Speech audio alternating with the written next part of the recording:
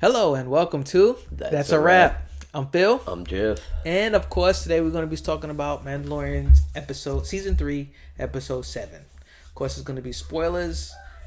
That's normal with our videos anyway. But we also want to let you know that everything that we talk about is not real. This is for entertainment purposes, okay? So, we love talking to you guys, friends, family, our buddies, chums, you guys out there, theories, ideas, whatever y'all got, okay? But it is not real. Entertainment purposes only, okay? Don't, if you want to dress up, that's fine. But don't think that you're going to be out there, bounty hunting the galaxy, and finding Jedis and stuff out there. So, episode 7. Okay, this is the episode right before the season finale. Second to last. Here we go. And boy, does it start off good.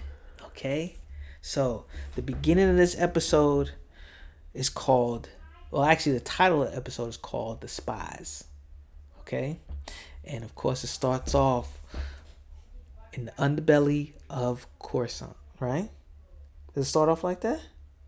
Yeah, I think it's Coruscant. It's Coruscant. I don't really know if it says it's Coruscant or if she goes somewhere else. But no, it's Coruscant. It's the underbelly of Coruscant. They was going to make a TV show called... It's the south side of Coruscant. Yeah. Coruscant? Yeah.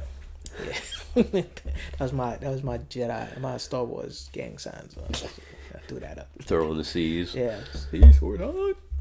But anyway, Elia Kane. Now we know for a fact, without a doubt, that she is still... Goes up to an Imperial droid. Yep. That gives her a hologram of Moff Gideon. Boom. Contacted him. Right? So we know for a fact that she's back in there. She's back in the game. She was just pretending to be never in this left amethyst. Yeah, never left. Never left. So now that all goes into, thinking about... Because she mentions... This is what she mentions and caught off Gideon off guard when she talks about how the Mandalorians helped Navarro. Okay? Helped him. And he's like, what? And he's like, who? And why would he ask who? First of all, which Mandalorians? Yeah. Why would he ask that? That's a good question. All right? So we're gonna break this all down. So first of all, she tells him it was Din Djarin and Bo-Katan. He goes, that's impossible. That can't be. Right? Why? Because he says those two factions do not get along. Don't get along. Already been proven that was the case. Okay? And it's going to be proven some more in this episode when they finally get together. They break meal. Or was that? Yeah. They have a meal together. Yeah, with the ones that stayed on Mandalore. Yeah. Yeah. Have a meal together and they playing some kind of board game or something. Yeah, they show their differences. Paz Vizsla and the Night Owl get into it. Mm-hmm. And that's at the beginning, and then when all that passes, we almost forgot to mention. How do we forget this? IG-12. Haha!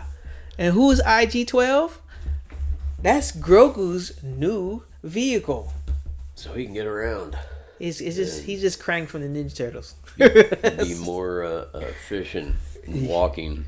Yeah, no jetpack. He doesn't need to. He's a Jedi and he can run and flip and stuff. So I don't know why he needs that to get around. But you got to remember, he's still a little kid. He's still a little kid. And what's cool about it, they give him voice. No. Yeah. Yes. I thought that was mad funny. I thought that was so funny. And he's like, yes. No. And Din Djarin something. No, he's too young. He's too young to get in. It's like, no. Yeah. So I thought that was he's funny. Saying he's ready for it. Yes. And so the whole time now, if I was a parent, I probably would have broke that machine already. Yeah. Walking through the city, yes. Or when he grabs the food and I would have destroyed it right there. Yeah. Your toy is gone. Yeah, for real. Even Din Djarin's like, I don't think I can deal with this. I can't deal with this. I was like, I can't deal with this. So I thought that was pretty good. This isn't working for me. Yeah. So we get to see Din Djarin and frustrated Grogu with had his child. Yes, about time, right? I thought that was pretty cool. So he's no longer IG-11; he's IG-12 now, And he's just a vehicle. and he's just a vehicle for Grogu to get around that has no type of flying Grogu or capability, them, no weapons. or them other things Huh? that made him. I forgot what they called them. Yeah, But I thought it was pretty the little cool. dudes that made him though. Yeah. They can ride him too. Yeah, they could ride him. And whenever he came to get in it, and he was walking past Grogu, he said, "Bad baby, no Always squeezy." with the squeeze. Yeah, and remember, Always with the squeeze. remember whenever they first met him, how Grogu was over there hugging him. He's like, no squeezy. Yeah, it was pretty funny. I thought that was pretty cool how they did that. But once again, I don't think Baba Freck. about Baba Freck, I think, was the name of the thing. probably. In man, It's okay. It's okay. in Solo. He's in Solo. Oh yeah. No, not in Solo. In man, I don't know. It's in one of the Star Wars movies. Baba Freck does the thing to C-3PO When the eye? when he turns his eyes red. He turns into the Sith thing. Oh yeah. Okay. I think his That's name is Baba Freck. Okay, we can look that up. If y'all know, leave it down in the comments. Just let us know. What you know. But this particular episode was really good. Okay, had a lot of juicy tidbits in it because after the conversation that he has with Moff Gideon, after the conversation he has with Elia Kane, he confronts the Shadow Council.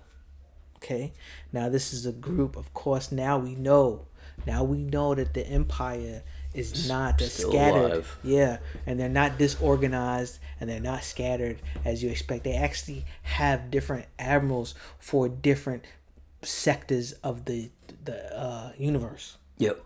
Okay, and each one has their own little job to do, and this is the time where Moff Gideon's I guess they always set them up as being warlords. Right. So they are really sector warlords. right. And they're just responsible for their sectors, I guess. Exactly. So this is where Moff Gideon actually sits and he starts requesting. He starts. This is where the Thrawn gets brought up. Okay. Thrawn gets brought up. Yeah, this is the first mention of Thrawn. The guy that brings up Thrawn is actually Thrawn's right hand in the Rebels cartoon. Right. And he's Another letting them live know. action. Right. And so now this is where Grand Moff Gideon is actually throwing some seeds of doubt amongst the Shadow Council because it's like, hey, you've been telling us he's been showing up. He's going to show up, but he's not here. And to the Shadow Council, Moff Gideon is like the keeper of secrets and all that. And he says he's never heard anything about Admiral Thrawn coming back. Right. So it's time for new leadership. Exactly. So this is where he's trying to, I guess, usurp his power. Yep. And he puts out a request on things that he needs. And one of the most important things that he mentions is the Praetorian Guards. Yeah, he wants 3 of them. So they're like, oh, what, you expecting to be assassinated? Is what you need all this stuff for. And he tells them. He says because of the Mandalorians. And everybody was like, yeah, we're gonna wipe them out. He's like, We're gonna put it into them. Yeah. So they go ahead and give him his request. And That's later because all of them, though, know where Moff Gideon's at. Right. Yeah, they know where he is. But we don't. We don't. We don't know. But they do. Yeah. And so they definitely give him the request. More, bombers and more... TIE interceptors. TIE interceptors. And the Praetorian and Guards. 3 Praetorian Guards. Yeah.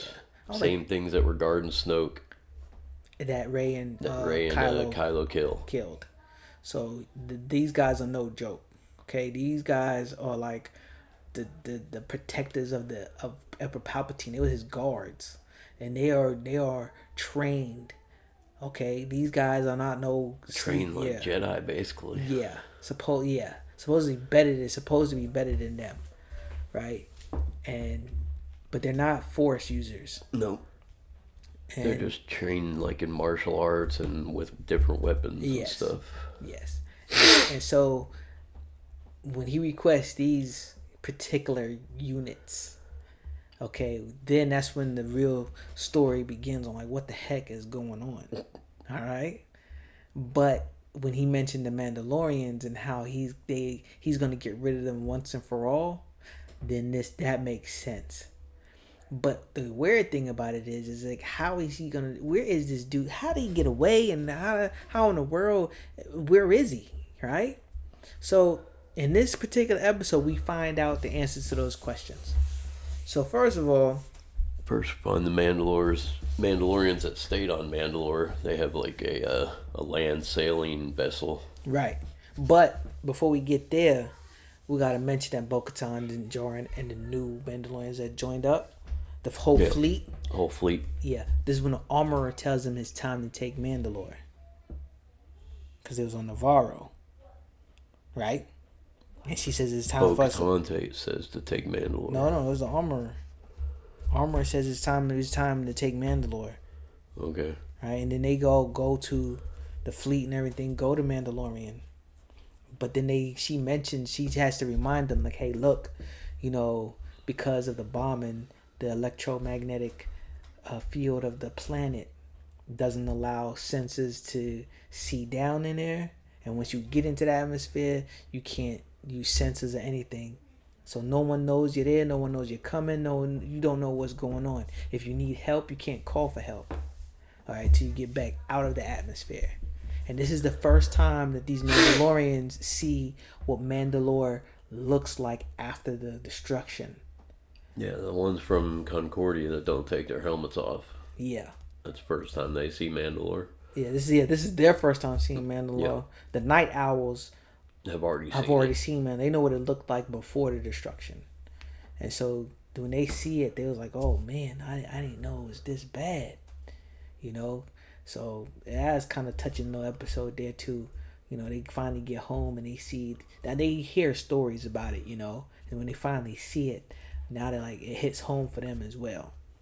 So they land on the planet.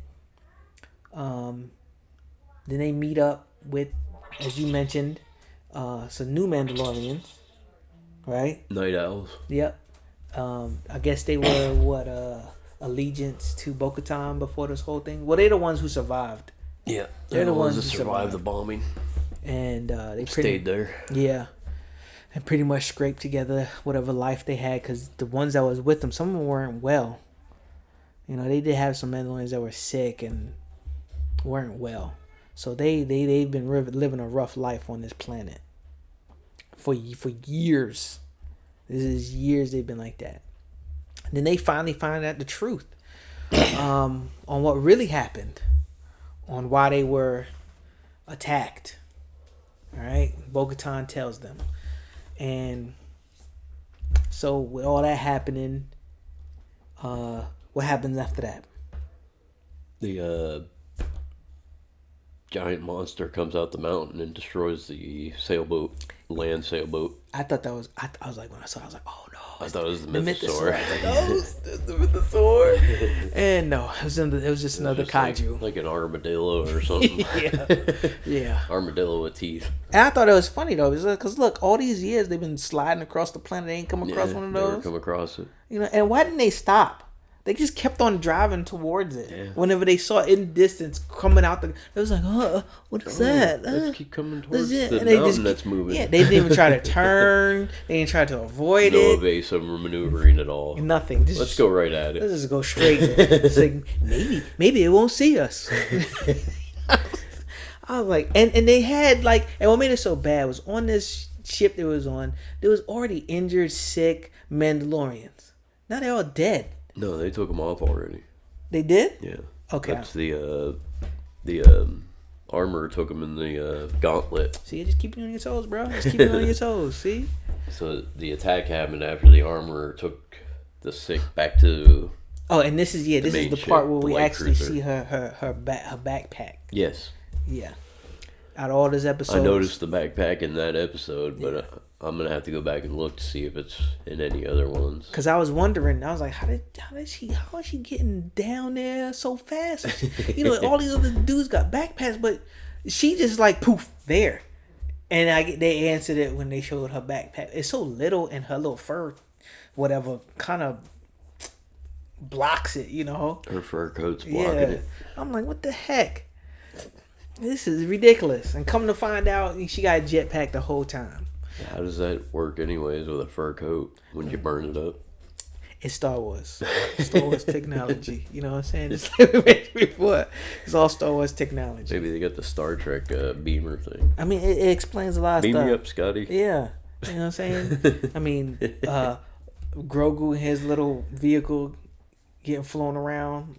You know, they actually pick him up and fly with him. You know, I was like, why would you get that? Why would you not put thrusters on this thing? They just give him a yes and no button. Fly away. Yes, yes, yes, yes. You know? But, I mean, he's proficient in the Force.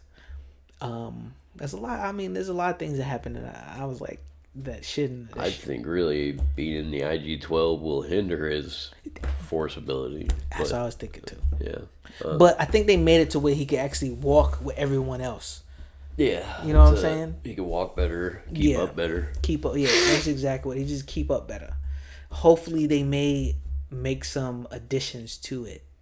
You know, give him a weapon, maybe. I'm not gonna say it's like a killing weapon, but maybe some thrusters at least, something. Another thing on the monster also that destroys the sailing vessel. So it destroys the vessel. All of them go flying off.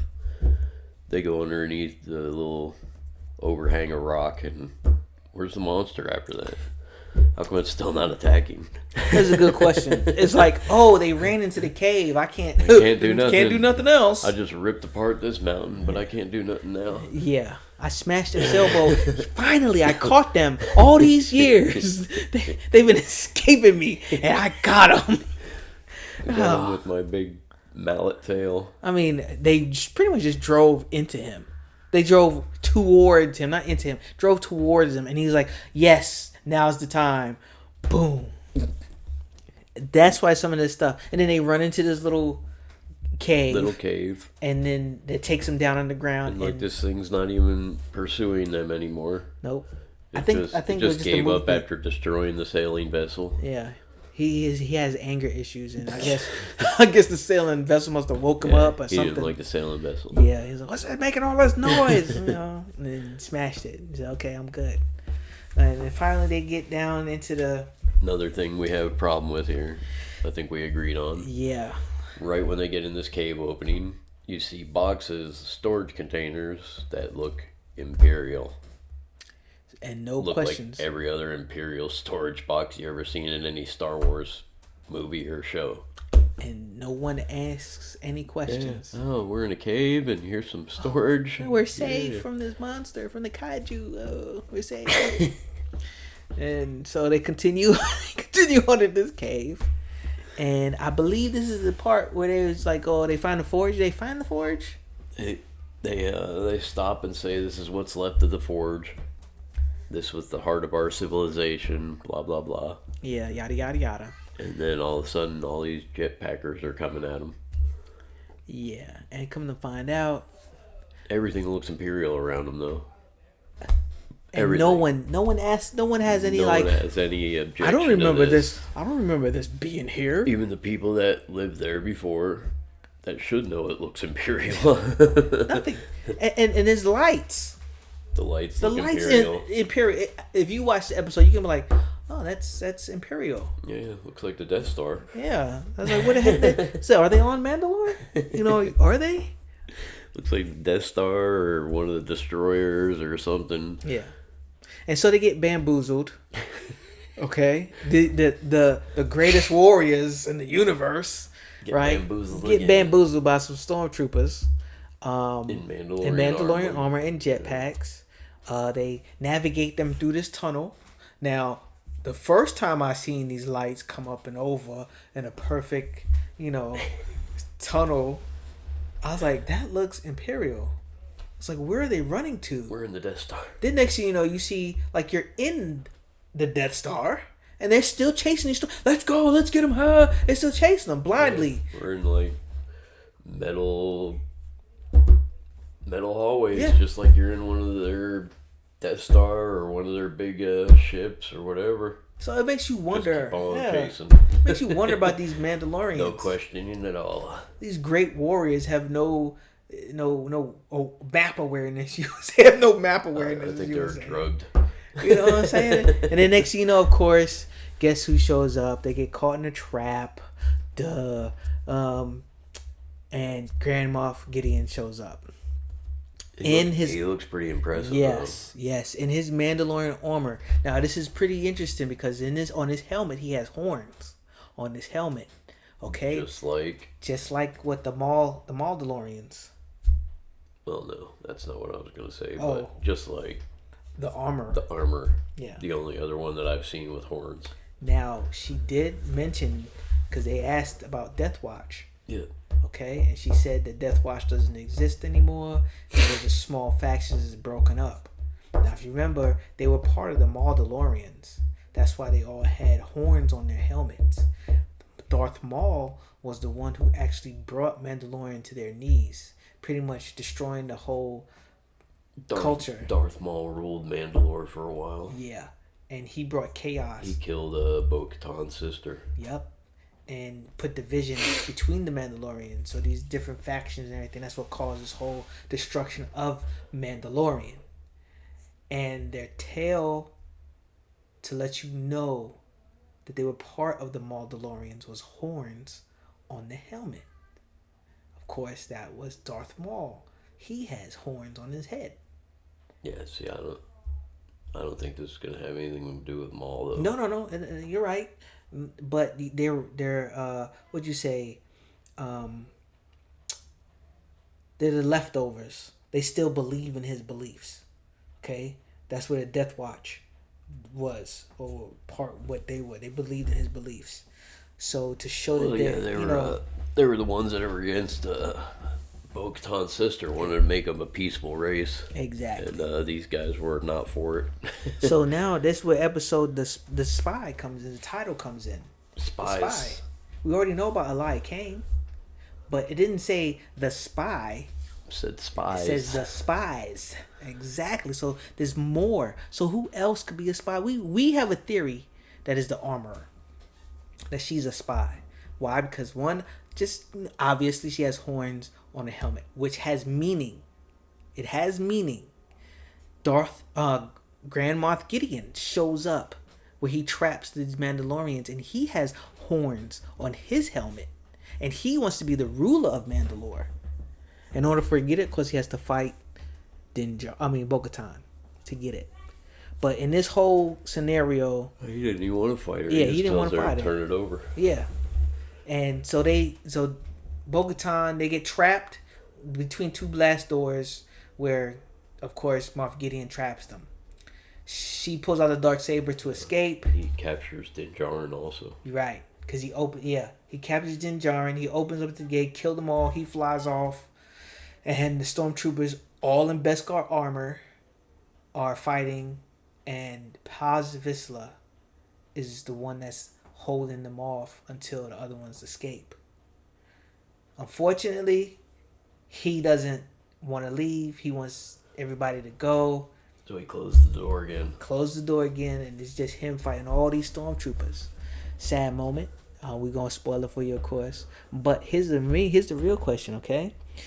His minigun is actually killing these stormtroopers who have Beskar armor on. Why? How's that possible? Getting between the plates. This dude has some accuracy with this daggone minigun. Or it's just firing so many times that you're definitely going to hit. But, bro, I mean, he's hitting. Every time he hit him, them jokers is passing out. Not every time. The first time that's they true. They was like, they was knocking back. Knocking him back. But you're right. They're just saying he got lucky or whatever. He was shooting so much, the gun was so hot, it turned red. Melted. And he had to go hand-to-hand combat. Now, I'm not gonna lie, the action scene. Hand-to-hand, he was screwed. Oh, my goodness. But he was so strong. You know what I'm saying? Yeah. This dude is strong. He took out another 4 or 5 stormtroopers in Beskar after his little Gatling gun went down. Yep. And then thought he won the day. Then the Praetorians show up. Yeah, here come Praetorians, and he was screwed. Yep. Now here's the thing. They did put some work in on him. They did. They really. They went between the plates. Yeah, they went through his armor, through the place of his armor with their blades. Now, we can say he's dead. We don't know. I'm pretty sure he's dead. I mean, he was left as a heap, smoking heap. That right? one, the one that got him on top of the shoulder. Yeah. That whole thing was down in him. Yeah. So you think he's dead? Yeah, there's no way you survive that. Oh, I guess we'll have to find out. It's got to be like 2 feet of that spear thing was up through the shoulder. You're right. You're right. But we don't. Hey, I mean, That would hit your heart. No, that was on the other side. So it would hit your lung. Take out your lung at least. yeah. Plus the other one got him down there somewhere. I'm be a little optimistic. Because I look at it this way: if he is dead, then Baby Vizsla is gonna have some revenge. He's gonna have some rage issues. Yeah. So, I think he's. I mean, I have to agree with you, but I still want to have that optimism that he's alive. I'm gonna have that optimism, but if he's alive, I don't agree with it. There's no way he takes 2 feet of 3, because they all got a piece of him. whatever that those weapons are called. They got him on the side. They got him up here. I think they got one him up on the there other side. I think they got him in killed the back. Yeah, they got him in the back, down in the abdominal area, and then up through the shoulder. Yeah. So I mean, my optimism is not really looking too great. but the one in the top of the shoulder would have killed everybody. yeah. It was like 2 feet of this thing went in him. Heck yeah. So they don't know, but I know Bo-Katan knows he didn't make it, but the rest of them don't know because of course he was the last one. But of course they'll find out. So here's the thing, they were still on the planet. Yep. The armor was the one that left to take the Mandalorians was on the planet to the fleet. The sick and injured, she loaded onto the gauntlet and brought to the fleet. Right. So she's not on planet. So I don't even think they have a ship they could go back with. No, they do not. All right. They flew the gauntlet down. Right. So they're trapped there. Right. And this is how episode 7 ends. Paz Vizsla dead. And Din Djarin captured. Din Djarin captured. The rest of the Mandalorians stuck on the planet with the armorer to the fleet. Now remember, Moff Gideon requested interceptors and bombers to take out the fleet. When she gets into space, we don't see a fight. So we don't know if it's about to happen. We don't know what's going to happen. But I do believe that I believe she's a spy. I wouldn't doubt it. All the signs point towards it. Yeah. Her leaving Mandalore right away when she gets all them down there. Yeah. So Moff Gideon with the helmet with the horns. She's putting herself in a spot where she won't be in danger. Yeah, but she will be because it's unless she doesn't fly to the fleet. Well, she could fly to the fleet and start helping the bombers and interceptors attack the fleet. Yeah. In the gauntlet. Yeah. So. What are the sick and injured gonna do to her? Nothing. And that's our theory on this whole episode. Yeah, I'm looking forward to the season finale, but I'm gonna be upset after it's over. Yeah, for real. But tell us what you think. Okay, tell us what your theory is. Leave it down in the comments. We want theories. Hey, we love to hear. it. We believe that that she is the spy. What do you think might happen to Din Djarin? I think they're gonna try to find out. Din Djarin's helmet's coming off again. I tell you that. Yeah. He's going into interrogation. I bet you that helmet's off right away. Yep. So then again, well, anyway, no, they make an exception for that because they asked him was it taken off by force or against your will. Remember, part of the Creed thing. They make an exception for that because he's not taking it off, going to be by his will. Well, it says, have you ever taken your helmet off, or is anyone taking it off for you? Right. And then they ask, has it been against your will or forcefully? Yeah, you got to go back and watch that again. So they may make an exception, but it doesn't matter because the living waters are there, so you can always go back. Yeah, that's the way I look at it. And we already know that he's not going to be the ruler of Mandalore. All right, that's what I'm saying. He's taking a back seat now. Yeah, so we don't know what's in the story. There's also some other stuff going on. Pedro Pascal, who knows? Who cares? We can always get it at the Din Djarin. But yeah, leave it down in the comments on how you felt about this particular episode. What are your theories on what may happen with the armorer, or what's just going to happen in episode 8? It's going to be the season finale. I hope it's not a 35, 45-minute episode. That would really hurt my feelings. 58 minutes would be great. I mean, that's how long this one or the one before was. Episode 6, I think it was like 58 minutes. But anyway, we love you guys. Hit that subscribe button. Hit us up with that thumbs up. Like the video. I know these are long videos. Just listen to us. You don't have to watch it. We're just looking out for you guys to show us a little love. Show you some love. And with that, that's a wrap.